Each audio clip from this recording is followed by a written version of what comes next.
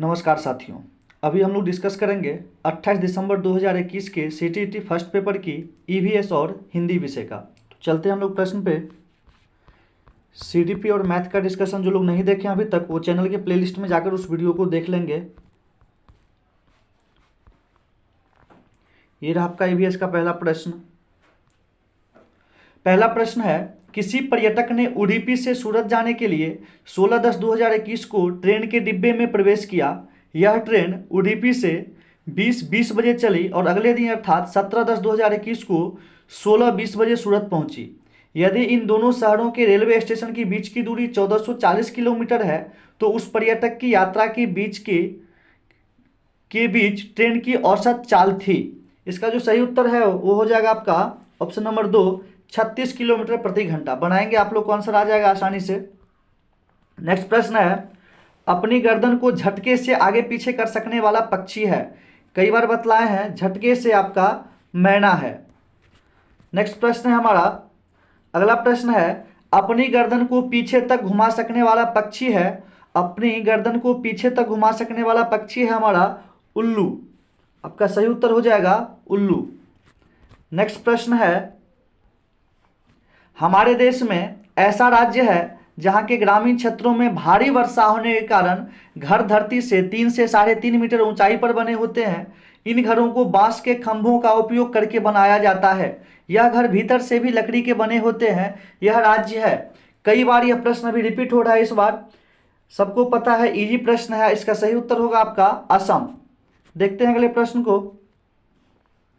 अगला प्रश्न है, आपके विद्यालय का बागवान विद्यालय के बगीचे से सूखी पत्तियां इकट्ठी करती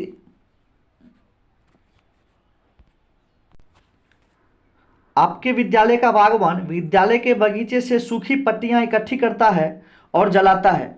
आपका एक विद्यार्थी इसकी शिकायत आपसे करता है। आप क्या करेंगे? विद्यार्थी को समझाएंगे कि बागवान बगीचे के कचरे को कम कर रहा है, बिल्कुल सही है। विद्यार्थियों से सूखी पत्तियां इकट्ठी करने में बागवान की मदद करने को कहेंगे तथा खाद बनाने में सहायता करेंगे। नेक्स्ट प्रश्न है, बागवान से बात करेंगे और ऐसा निर्देश देंगे कि वो ऐसा ना करें क्योंकि यह पर्यावरण के लिए हानिकारक है।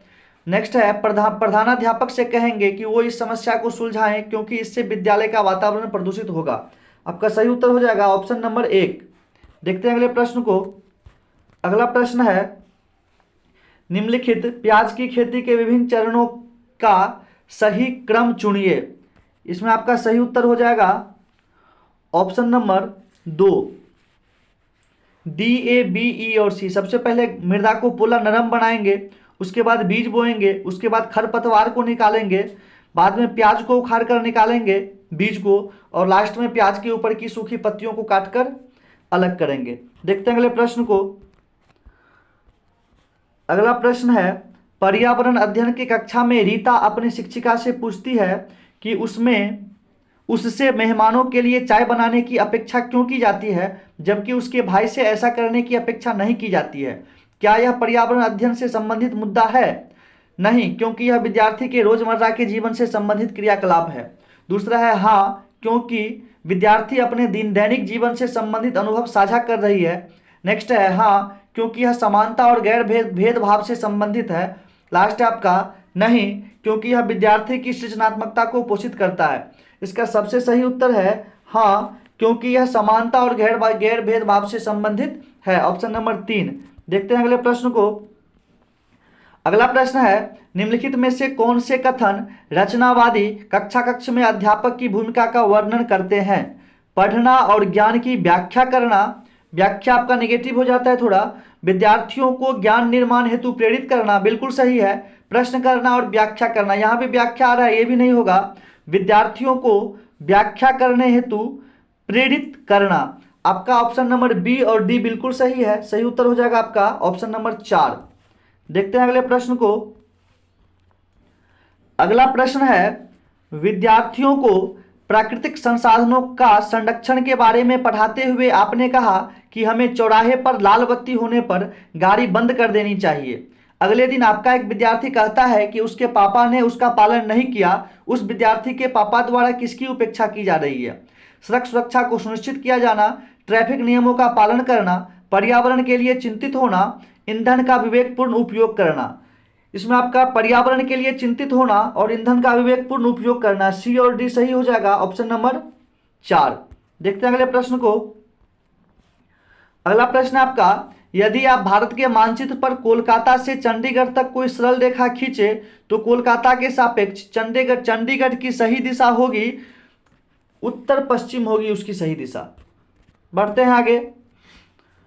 जल संरक्षण पढ़ाने का सबसे उचित तरीका यह होगा कि विद्यार्थी से कहा जाए जल संरक्षण से संबंधित कहानियां, कविताएं और गीत इकट्ठे करना, जल के उपयोग से संबंधित चित्रों को देखकर यह चर्चा करना कि कहां जल का उपयोग अधिक हो रहा है, वे और उनके परिवार के सदस्य जल का उपयोग कैसे करते हैं, इसका जल बजट बनाएं। लास्ट है, उन गतिविधियों का चित्र बनाने के लिए कहना जो वे जल के उपयोग तथा उसके बिना कर सकते हैं। सबसे सही उत्तर है आपका वे और उनके परिवार के सदस्य जल का उपयोग कैसे करते हैं, इसका जल बजट बनाएं। इसमें बच्चे को प्रत्यक्षतः सीखने का मौका मिलेगा। देखते हैं अगले प्रश्न को।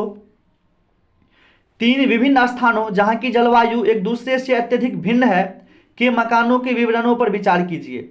लेह लद्दाख में मकान पत्थर के 2 मंजिला बनाए जाते हैं। नीचे की मंजिला पर आवश्यकता का सामान और जानवरों को रखा जाता है। फर्श लकड़ी के छत और सपाट होती है। बिल्कुल सही है आपका। नेक्स्ट है, मनाली में मकान बांस के खंभों पर बनाए जाते हैं, यह गलत है। सी है, राजस्थान में गांव के लोग मिट्टी के बने मकानों जिनकी छत कंटीली झाड़ियों की बनी होती है, यह भी सही है आपका। बी गलत है, ए और सी आपका सही है, अर्थात सही उत्तर हो जाएगा आपका ऑप्शन नंबर 3, ए और सी। देखते हैं अगले प्रश्न को। अगला प्रश्न है, शैक्षिक भ्रमण के दौरान रात को जंगल से गुजरते हुए तीसरी कक्षा की एक विद्यार्थी आपका ध्यान किसी कीट की चींची आवाज की ओर आकर्षित करते हुए पूछती है, यह क्या है? एक अन्य विद्यार्थी जवाब देता है, यह सितारों के चमकने की आवाज है। आप क्या करेंगे? विद्यार्थी को सही बताएंगे कि यह एक कीट की आवाज है। विद्यार्थी से कहेंगे कि खोजें आवाज कहां से आ रही है। इस व्याख्या को स्वीकार कर लेंगे क्योंकि अगली कक्षाओं में विद्यार्थी सही उत्तर सीख लेंगे। अन्य विद्यार्थियों से उनकी प्रतिक्रिया साझा करने को कहेंगे। इसका सही उत्तर होगा आपका विद्यार्थियों से कहेंगे कि खोजे का आवाज कहां से आ रही है।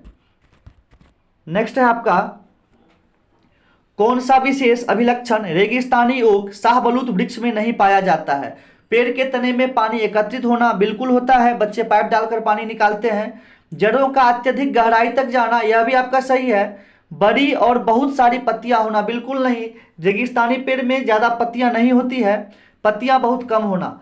आपका इसमें निगेटिव ढूंढना था, सही उत्तर हो जाएगा ऑप्शन नंबर 3। चलते हैं आगे प्रश्न पे। जिम कॉर्बेट नेशनल पार्क किस राज्य में स्थित है? उत्तराखंड। सबको पता है, बिल्कुल आसान सा प्रश्न है, उत्तराखंड। देखते हैं अगले प्रश्न को।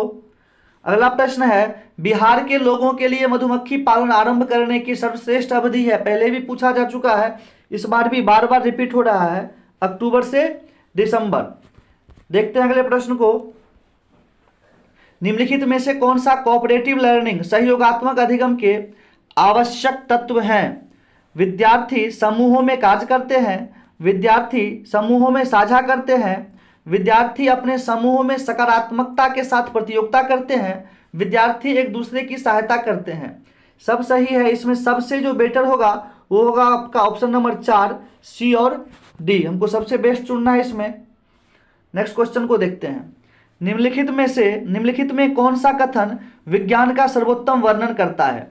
विज्ञान सुव्यवस्थित ज्ञान एवं स्थिर है, विज्ञान ज्ञान की इकाई एवं ज्ञान निर्माण की प्रक्रिया है, विज्ञान संगठित ज्ञान एवं सुव्यवस्थित है, विज्ञान संगठित ज्ञान की इकाई एवं गत्यात्मक है। सही उत्तर है आपका ऑप्शन नंबर 2, विज्ञान ज्ञान की इकाई एवं ज्ञान निर्माण की प्रक्रिया है। देखते हैं अगले प्रश्न को। किसी रोगी का घर एक्स पर स्थित है, सीधा इसके उत्तर पे हम लोग आते हैं। इसका सही उत्तर होगा आपका उत्तर पश्चिम। नेक्स्ट प्रश्न को देखते हैं। नीचे दिए गए जीवों पर विचार कीजिए। घड़ियाल, कौवा, बत्तख, मछली, कछुआ, उसे चुनिए जो अन्य से भिन्न है। देखिए इसमें घड़ियाल, बत्तख, मछली, कछुआ ये सब जलीय जीव है। कौवा उड़ने वाला पक्षी है, इसमें कौवा आपका सबसे अलग है। ऑप्शन नंबर 3 सही उत्तर होगा इसका। देखते हैं अगले प्रश्न को। अगला प्रश्न है, तमिलनाडु के निकटवर्ती राज्य हैं आंध्र प्रदेश, ओडिशा, बिल्कुल गलत है यह। आंध्र प्रदेश, गुजरात भी नहीं होगा, आंध्र प्रदेश, केरल और कर्नाटक। आपका सही उत्तर यही हो जाएगा, आंध्र प्रदेश, केरल और कर्नाटक। देखते हैं अगले प्रश्न को। मोहन ने कक्षा में बताया कि उसके पिताजी कुल्हड़ बनाते हैं। चीजें हम जो बनाते हैं और करते हैं थीम के अंतर्गत आप विद्यार्थियों को चाय बनाने के कुल्हड़ बनाना सिखाना चाहते हैं। आप निम्नलिखित में से कौन सा संसाधन का उपयोग करेंगे?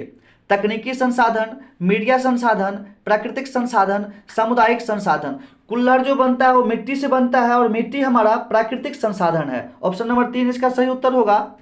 अगला प्रश्न है हमारा, हाथियों के बारे में नीचे दिए गए कथनों पर विचार कीजिए। एक झुंड में 20-25 हथनियां और बच्चे होते हैं। नहीं होती है, 14 से 15 हथनियां होती है। गलत है आपका ये कथन। हाथी 4 से 5 वर्ष की आयु तक ही झुंड में रहते हैं। यह कथन भी गलत है। हाथी 14 से 15 वर्ष की आयु तक झुंड में रहते हैं। एक बड़ा हाथी एक दिन में 100 किलोग्राम से अधिक पत्ते और झाड़ियां खा लेता है। बिल्कुल सही। किसी हथनियों के झुंड में सबसे बुजुर्ग हथनी ही सभी फैसले लेती है। यह भी सही है, अर्थात आपका ऑप्शन सी और डी बिल्कुल सही है, ऑप्शन नंबर 2। देखते हैं अगले प्रश्न को। अगला प्रश्न है, पर्यावरण अध्ययन की पुस्तक में दिए गए प्रयोगों के परिणाम प्रयोग के अंत में स्पष्ट किए जाने चाहिए जिससे विद्यार्थी याद कर सके। पर्यावरण अध्ययन अध्यापक द्वारा स्पष्ट किया जाना चाहिए। नहीं दिए जाने चाहिए क्योंकि विद्यार्थी को स्वयं अवलोकन करके निष्कर्ष तक पहुंचना चाहिए। प्रयोग के अंत में दिए जाने चाहिए जिससे विद्यार्थी उनकी पुष्टि कर सके। आप एनसीईआरटी की पुस्तक में देखते होंगे कहीं भी प्रयोग का परिणाम नहीं दिया रहता है, तो आपका सही उत्तर हो जाएगा ऑप्शन नंबर 3, नहीं दिए जाने चाहिए क्योंकि विद्यार्थी को स्वयं अवलोकन करके निष्कर्ष तक पहुंचना चाहिए। अगला प्रश्न देखते हैं, ब्रेल लिपि का उपयोग दृष्टिहीन व्यक्तियों द्वारा किया जाता है। इस प्रकार की लिपि में मोटे कागज पर उभरे हुए बिंदु बने होते हैं। उभरे होने के कारण दृष्टिहीन व्यक्ति इन्हें छूकर पढ़ सकते हैं। यह लिपि आधारित है 6 बिंदुओं पर। बार बार यह प्रश्न रिपीट हो रहा है, इस बार 6 बिंदुओं पर आधारित है। देखते हैं अगले प्रश्न को। अगला प्रश्न है, अध्यापिका विभिन्न प्रकार के घोंसलों पर चर्चा कर रही है। वह विद्यार्थियों से उनके द्वारा देखे गए घोंसलों के प्रकारों के बारे में पूछती है। एक विद्यार्थी कहता है कि कुछ दिन पहले एक चिड़िया ने उसके घर की बालकनी पर घोंसला बनाया था, लेकिन उसकी मम्मी ने यह कहकर उसे हटा दिया कि बालकनी टहनियों और चिड़ियों की बीट से गंदी हो रही है। अध्यापिका को क्या करना चाहिए? फर्स्ट ऑप्शन है, विद्यार्थियों और उनके अभिभावकों के लिए कार्यशाला का आयोजन करके उन्हें समझाना चाहिए कि चिड़िया के घोंसले नष्ट क्यों नहीं किए जाने चाहिए। नेक्स्ट है, विद्यार्थी की मम्मी से बात करके उन्हें बताना चाहिए कि उन्हें घोंसला हटाकर गलत किया। नेक्स्ट है, विद्यार्थियों को उनके अभिभावकों के साथ नजदीकी पक्षी अभिभावकों अभ्यारण्य घूमकर पक्षियों के घोंसलों का अवलोकन करने के लिए कहना चाहिए। तो बिल्कुल नहीं होगा। अगला है, विद्यार्थियों से यह कहना चाहिए कि मम्मी ने सही किया। यह भी गलत है। आपका सही उत्तर हो जाएगा ऑप्शन नंबर 1। चलते हैं अगले प्रश्न पे। नेक्स्ट प्रश्न है, निम्नलिखित में से कौन सा कथन प्राथमिक स्तर पर पर्यावरण अध्ययन की सर्वोत्तम व्याख्या करता है? बालक के परिवेश से संबंधित एक विषय, विभिन्न थीम से संबंधित एक विषय, पर्यावरण पढ़ाया जाने वाला एक विषय, कक्षा 1 से 5 में अध्ययन किया जाने वाला विषय। पर्यावरण अध्ययन जो है वो बालक के परिवेश से संबंधित एक विषय है। ऑप्शन नंबर फर्स्ट इसका सही उत्तर हो जाएगा। अगला प्रश्न है, कथन पर्यावरण अध्ययन एक डैश विषय है के लिए उपयुक्त विकल्प का चयन करें। बिल्कुल इजी सा प्रश्न है, सबको पता है, एकीकृत विषय है। पर्यावरण अध्ययन एक एकीकृत विषय है। नेक्स्ट प्रश्न है हमारा, कक्षा में अध्यापिका सभी विद्यार्थियों से पूछती है कि कपड़े कैसे धोए जाते हैं।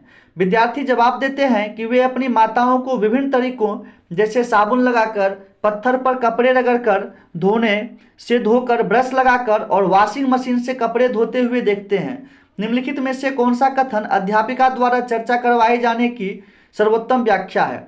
विद्यार्थियों की सामाजिक असमानता को उजागर करने के लिए बिल्कुल गलत है। यह विद्यार्थियों को घर के अनुभवों पर चिंतन करने के लिए प्रेरित करने हेतु सही है। कपड़े कैसे धोए जा सकते हैं इसके लिए विविध संदर्भ प्रदान करने के लिए, उन्हें कपड़े धोने की प्रक्रिया सिखाने के लिए। इसमें आपका एक गलत है, बी, सी और डी तीनों ऑप्शन सही है, अर्थात आपका सही उत्तर हो जाएगा ऑप्शन नंबर 1, बी, सी और डी। देखते हैं अगले प्रश्न को। अगला प्रश्न है हमारा,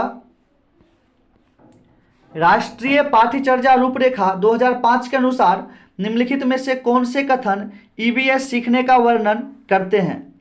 पर्यावरण से ज्ञान और कौशल की प्राप्ति, बिल्कुल सही है। अधिगमकर्ता के बीच विचार और कौशलों को साझा करना, प्रेषित की जा रही जानकारी प्राप्त करना, अधिगमकर्ता द्वारा ज्ञान का सक्रिय निर्माण। आपका सी इसमें गलत है, बाकी सब सही है, अर्थात सही उत्तर हो जाएगा डी, ए और बी। इस प्रकार आपका ईवीएस का 30 क्वेश्चन हो चुका है। आगे देखते हैं हम लोग हिंदी को। गद्यांश को नहीं पढ़ेंगे, काफी समय लगेगा, बिल्कुल इजी सा हल्का सा गद्यांश आपका। पहला प्रश्न है, आला का अर्थ है। आला का निकृष्ट, रोचक, पठनीय, उत्कृष्ट। आला का जो अर्थ है वो होगा आपका उत्कृष्ट, ऑप्शन नंबर 4। देखते हैं अगले प्रश्न को। अगला प्रश्न है, कौन सा शब्द भिन्न है? तब्दील, रहस्य, तशरीफ, फिक्र। इसमें जो आपका इसका सही उत्तर होगा वो होगा ऑप्शन नंबर 3, तशरीफ। अगला प्रश्न है हमारा, वालिदा साहिबा को साथ ना लाने की बात क्यों लिखी? वालिदा के ऊपर घर के दायित्व थे, वालिदा को उनकी स्थिति देखकर दुख होगा, वालिदा को मिलने की अनुमति नहीं मिलेगी, वालिदा के लिए यात्रा करना उचित नहीं था। इसका सही उत्तर हो जाएगा आपका, देखिए यहाँ पे गद्यांश में आपको मिलेगा, वालिदा साहब को साथ ना लाइएगा, ख्वामखा वो रो देगी। तो इसका सही आंसर हो जाएगा आपका, वालिदा को उनकी स्थिति देखकर दुख होगा। चलते हैं अगले प्रश्न पे। नेक्स्ट प्रश्न है, जेल में हमारे साथ निहायत अच्छा सुलूक हो रहा है। रेखांकित शब्द के लिए सही शब्द का चयन करिए। तिरस्कार, गुणगान, सम्मान, व्यवहार। अच्छा सुलूक, सुलूक का यहाँ पे व्यवहार से आशय है। अगला प्रश्न देखते हैं, भगत सिंह ने अपने पिता को पत्र उनके पते पर क्यों नहीं लिखा? घर का पता याद नहीं आ रहा था, घर तक डाक भेजने की व्यवस्था न थी, घर पर पत्र भेजने की अनुमति न थी, पिता का पता मालूम नहीं था। सबसे लास्ट लाइन देखिएगा आप, मुझे आपका एड्रेस मालूम नहीं है इसलिए कांग्रेस दफ्तर के पते पर लिख रहा हूं। तो इसका सही उत्तर हो जाएगा आपका, पिता का पता मालूम नहीं था, ऑप्शन नंबर 4। बढ़ते हैं अगले प्रश्न पे। अगला प्रश्न है, भगत सिंह ने अपने पिता से क्या नहीं मंगवाया? गीता रहस्य, हिंदी उपन्यास, नेपोलियन की जीवनी, अंग्रेजी उपन्यास। देखिएगा इसमें यहाँ पे अगर हो सके तो गीता रहस्य, नेपोलियन की मोटी सुहाने उम्री, अंग्रेजी के कुछ आला नोवेल लेते आइएगा। यहाँ पे हिंदी उपन्यास का कहीं भी चर्चा नहीं है, आपका सही उत्तर हो जाएगा हिंदी उपन्यास। देखते हैं अगले प्रश्न को। अगला प्रश्न है, कपड़े मुझे परसों मिले। भगत सिंह जी के कपड़े किस तारीख को मिले होंगे? इसके लिए देखिए गद्यांश आपका, चिट्ठी कब लिखा जा रहा है? 26 अप्रैल को, तो परसों हो जाएगा आपका 24 अप्रैल 1929, सही उत्तर इसका हो जाएगा। अगला प्रश्न देखते हैं। अगला प्रश्न है, एक माह में सारा ड्रामा खत्म हो जाएगा से आशय है दूसरी जेल भेज दिया जाएगा, वकील का इंतजाम हो जाएगा, निर्णय सुना दिया जाएगा, सजा की अवधि घट जाएगी। सारा ड्रामा खत्म हो जाएगा से आशय है निर्णय सुना दिया जाएगा। अगला प्रश्न देखते हैं। अगला प्रश्न है, पत्र लिखने के समय भगत सिंह कहाँ पर थे? तो पत्र कहाँ से लिखा गया है? दिल्ली जेल से। तो पत्र लिखने के समय भगत सिंह दिल्ली जेल में थे। देखते हैं अगले प्रश्न को। गद्य से आपका प्रश्न खत्म होता है, पद्यांश से शुरू होता है। आनंदित होकर कौन झूम रहा है? तो आनंदित होकर नीम झूम रहा है। चलते हैं आगे। कविता में पक्षियों के आनंदित होकर गीत गाने के लिए किस पद का प्रयोग किया गया है? पंखों से रे फैले फैले, ताली दे दे चल दल, खगकुल गाते मंगल, हसमुख हरियाली में खगकुल। गीत गाने के लिए किस पद का प्रयोग किया गया है? तो देखिए यहाँ पे हसमुख हरियाली में खगकुल गाते मंगल। खग मीन्स पक्षी होता है, तो इसका सही उत्तर हो जाएगा आपका ऑप्शन नंबर 3। बढ़ते हैं आगे। अगला प्रश्न है, वारी है। वारी का अर्थ सबको पता है, वारी मतलब जल होता है और जल हमारा एक द्रव्यवाचक संज्ञा है। सही उत्तर हो जाएगा आपका ऑप्शन नंबर 1। देखते हैं अगले प्रश्न को।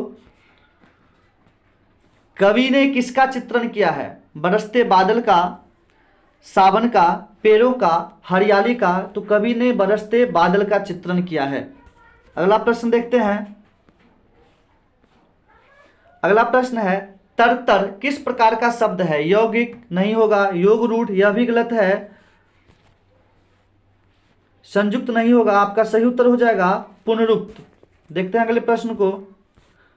अगला प्रश्न है, बारिश की बूंदें किस पर पड़ रही है? बारिश की बूंदें वृक्षों पर, धरा पर, तार के पत्तों पर, हाथों पर। सही उत्तर होगा इसका आपका वृक्षों पर। चलते हैं आगे, गद्यांश पद्यांश खत्म हुआ आपका। शिक्षण से प्रश्न है, स्वर में उतार और चढ़ाव कहलाता है। स्वर में उतार और चढ़ाव स्वर शैली कहलाता है। देखते हैं अगले प्रश्न को। अगला प्रश्न है, सुश्री ईसा अपनी कक्षा 2 के विद्यार्थियों को कुछ वस्तुओं के चित्र दिखाती है। चित्र दिखाने के बाद वह ऊंची आवाज में स्पष्ट रूप से उसका नाम बताती है। इस तरह से वह अपने विद्यार्थियों को नई वस्तुएं देखने में मदद कर रही है, अपने विद्यार्थियों को नए शब्द सिखाना चाहती है, अपनी चित्रकारी का कौशल प्रदर्शित करना चाहती है, अपने विद्यार्थियों को पढ़ना सीखने में मदद करना चाहती है। देखिए प्रश्न में है, कुछ वस्तुओं के चित्र दिखाती है और चित्र दिखाने के बाद ऊंची आवाज में स्पष्ट रूप से उसका नाम बताती है। इसका आशय है कि वह अपने विद्यार्थियों को नए शब्द सिखाना चाहती है। चलते हैं आगे अगले प्रश्न पे। नेक्स्ट प्रश्न है हमारा, सुश्री गुरमीत अपने विद्यार्थियों को कोविड-19 महामारी के बारे में बताना चाहती है और उनसे इस महामारी पर कुछ वाक्य लिखवाना चाहती है। सुश्री गुरमीत को चाहिए कि उन्होंने श्यामपट्ट पर जो भी लिखा है उसे अपने विद्यार्थियों से अपनी कॉपियों में लिखने के लिए कहें। अपने विद्यार्थियों से अपनी कॉपियों में जो लिखवाना चाहती है उसका इमला बोलें। विद्यार्थियों से कहे कि घर पर अपने माता पिता भाई बहनों की मदद से काम करके लाएं। बिल्कुल नहीं होगा यह। विद्यार्थियों से कहें कि महामारी के दौरान हुए अपने अनुभव साझा करें और मुख्य अभिव्यक्तियों को श्यामपट्ट पर लिखें। आपका सबसे बेस्ट ऑप्शन ऑप्शन नंबर 4 है। चलते हैं आगे। अगला प्रश्न है, सुश्री आशा अपनी कक्षा में नहीं वाले वाक्यों पर काम कर रही है। वह विद्यार्थियों को एक वाक्य देती है और विद्यार्थियों से अपेक्षा है कि वे इसका नहीं वाला वाक्य बनाए। सुश्री अपनी कक्षा में दोहराव वाली ड्रिल करवा रही है, रूपांतरण वाली ड्रिल करवा रही है, पूरा करने की ड्रिल करवा रही है, प्रतिस्थापन वाली ड्रिल करवा रही है। इसका सबसे बेस्ट ऑप्शन है आपका प्रतिस्थापन वाली ड्रिल करवा रही है। देखते हैं अगले प्रश्न को। अगला प्रश्न है, निम्नलिखित में से कौन सा बच्चों की भाषा से संबंधित है? बोलना, तुतलाना, हंसना, घरघराना। इसका सही उत्तर है आपका तुतलाना। चलते हैं आगे। अगला प्रश्न है, सस्वर पठन से जुड़ी गतिविधियां मुख्य रूप से किनके साथ की जानी चाहिए? छोटी कक्षाओं के विद्यार्थियों के साथ, बड़ी कक्षाओं के विद्यार्थियों के साथ, औपचारिक कक्षाओं में सिर्फ बड़ी कक्षाओं के विद्यार्थियों के साथ, छोटी कक्षाओं के उन विद्यार्थियों के साथ जो अपना कक्षा कार्य पूरा नहीं करते हैं। इसका सही उत्तर है आपका छोटी कक्षाओं के विद्यार्थियों के साथ सस्वर पाठन करवाते हैं, जिससे उनकी हिचक दूर होती है और वो जल्दी सीखते हैं। देखते हैं अगले प्रश्न को। जब तक विद्यार्थी प्रचुर मात्रा में पठन सामग्री नहीं पढ़ेंगे वे प्रवाहशील पाठक नहीं बन सकते। इस वाक्य में किस प्रकार के पठन की बात की गई है?